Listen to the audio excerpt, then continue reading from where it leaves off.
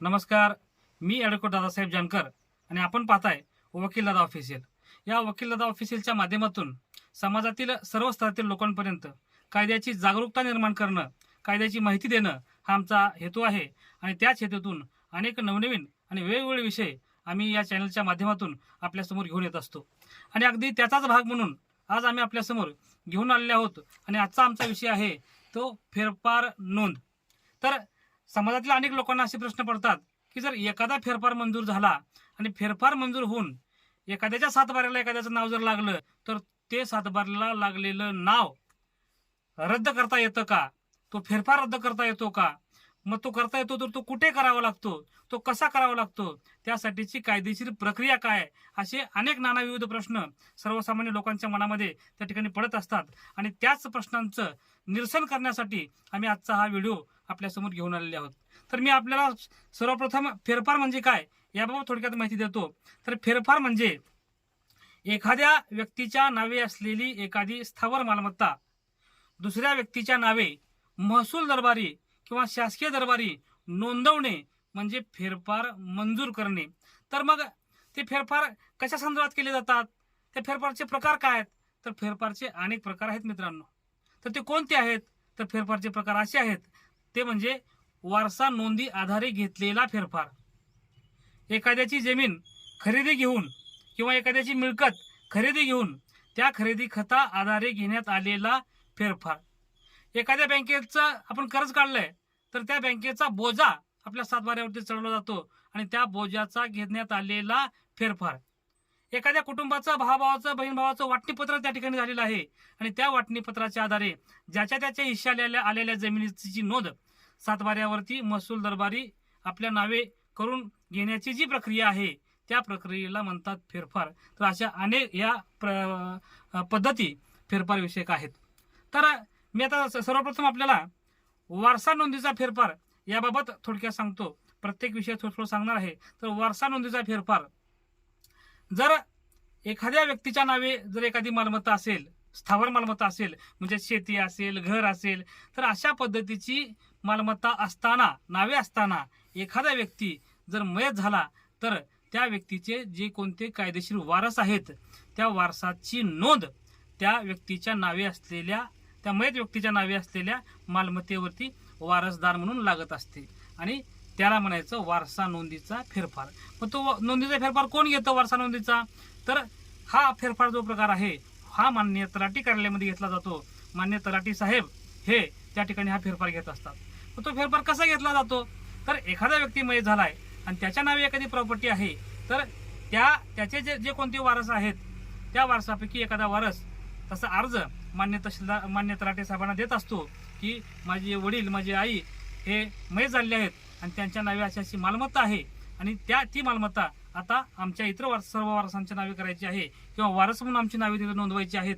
तर अशा वेळी त्या व्यक्तीचा अर्ज घेऊन त्या अर्जाची शहानिशा करून त्या अर्जाचं प्रकटन लावून त्या ठिकाणी 15 दिवसाचा अवधी त्या ठिकाणी सर्व ग्रामस्थांना किंवा गावातील लोकांना दिला जातो की जर हे जे कोणते 3-4 वारस आमच्याकडे आलेले आहेत की आम्ही वारस आहोत, आमची नोंद आपण घ्या, असं म्हणून जे कोणी अर्ज देऊन आम्हाला सांगत आहेत, यांच्या पश्चात जर कोणी इतर वारस असेल, याच्या पश्चात जर या प्रॉपर्टीमध्ये, या जमिनीमध्ये, या मालमत्तेमध्ये इतर कुणाचा जर काही हक्क अधिकार असेल तर त्यांनी 15 दिवसाच्या आतमध्ये या ठिकाणी इथं येऊन 14 दिवसापर्यंत या ठिकाणी इथं येऊन आपली हरकत रितसर कायदेशीर अर्ज देऊन किंवा हरकत देऊन ती नोंदवावी आणि आपलं जे काही म्हणणं आहे ते मांडावं.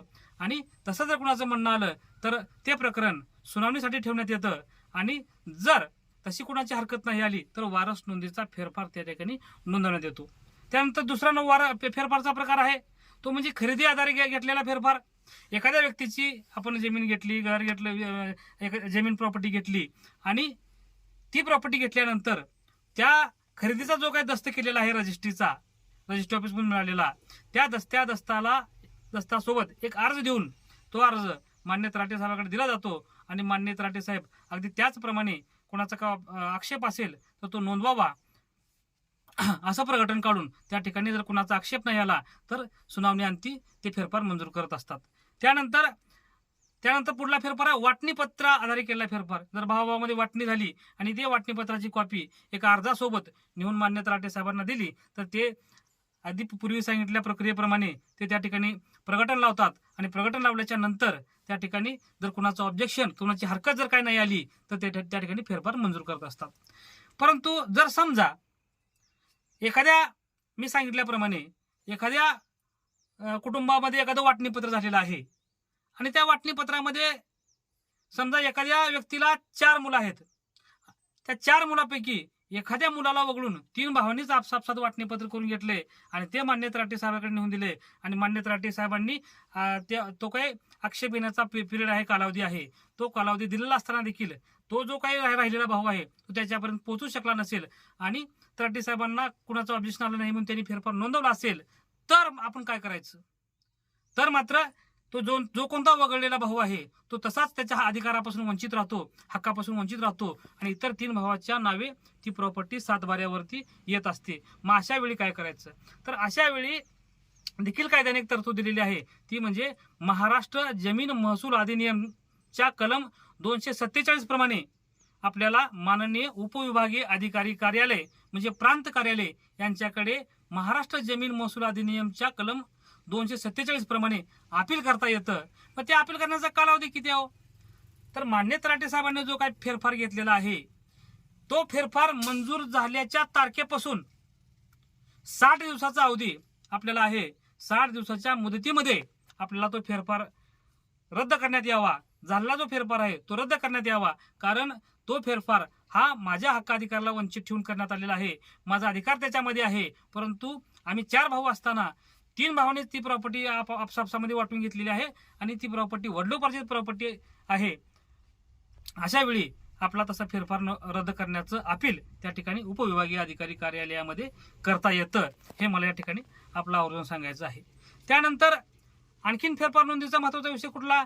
तर मी आपला 3-4 जे प्रकार सांगितले त्याच्यामध्ये वारस नोंदीचा, समजा वारस नोंदीचा फेरफार झालेला आहे तर तो देखील फेरफार अशाच पद्धतीनं आपल्याला मान्य उपविभागीय अधिकारी कार्यालयामध्ये तसा रितसर अपील दाखल करून आपला तो करता येतं. मग अपील कसं दाखल करायचं? तर अपिलाचं जो काही आपली स्टोरी आहे, जे काही आपलं कथन आहे, जे काही सत्य परिस्थिती आहे त्या सत्य परिस्थितीचा पूर्ण उल्लेख त्या अपिलामध्ये करून तसं अपील आपल्याला 60 दिवसाच्या आतमध्ये त्या ठिकाणी उपविभागीय अधिकारी कार्यालयामध्ये दाखल करावं लागतं. मग उपविभागीय अधिकारी कार्यालयाच्या माध्यमातून सर्व जे काही प्रतिवादी आहेत, ज्यांनी कोणी आपल्याला आपला हक्क अधिकार डावलून त्या ठिकाणी तो फेरफार करून मंजूर करून घेऊन ती प्रॉपर्टी आपल्या नावे करून घेतलेली आहे, त्यांना नोटिसा काढल्या जातात. त्यांना नोटिसा काढून त्यांना त्याची माहिती दिली जाते त्या प्रकरणाची आणि ते जेव्हा मान्य उपविभागीय अधिकारी साहेबांच्या समोर येतात तेव्हा त्या सर्वांमध्ये सुनावणी घेऊन त्या ठिकाणी उपविभागीय अधिकारी कार्यालयातून उपविभागीय अधिकारी हे तो फेरफार सर्व शहानिशा करून प्रकरणामध्ये सत्यता वाटत असेल तर ते त्या ठिकाणी तो मंजूर झालेला फेरफार रद्द करत असतात. तर मग ही फेरफार रद्द करण्यासाठी मुदत ही 60 दिवसाचीच आहे का? तर हो, कायदेशीर मुदत ही 60 दिवसाची आहे.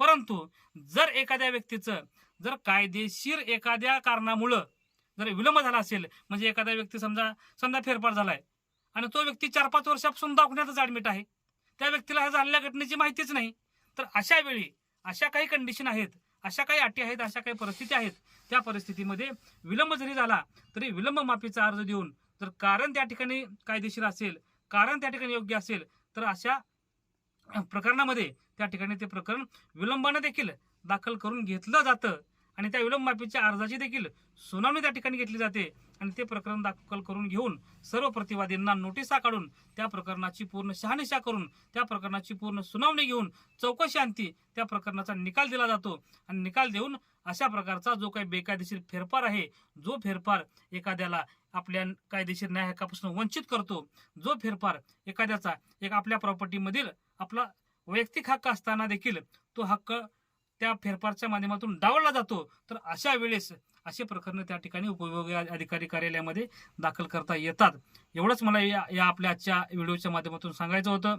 हा विषय मी आपला सांगितला आणि मला 100% खात्री आहे की नक्कीच आजचा हा विषय आपल्याला आवडला असेल आणि असेच नवनवीन विषय मी आपल्याला आमच्या यूट्यूब चॅनलच्या माध्यमातून, आमच्या फेसबुक पेजच्या माध्यमातून आपल्यासमोर घेऊन येणार आहे. तर आपण सर्वांना मी एक नम्रतेची विनंती करतो की आपण नक्कीच माझ्या व्हिडिओला शेअर करा, माझ्या फेसबुक पेजला फॉलो करा, माझ्या वकीलदादा ऑफिशियल या यूट्यूब चॅनलला सबस्क्राईब करा, माझं बेल आयकॉनचं बटन दाबा, जेणेकरून माझे जे काही लेटेस्ट व्हिडिओ त्या ठिकाणी पडणार आहेत त्या व्हिडिओची माहिती आपल्यासमोर येत राहील. एवढीच नम्र विनंती मी करतो आणि आपल्या सर्वांची रजा घेतो. धन्यवाद.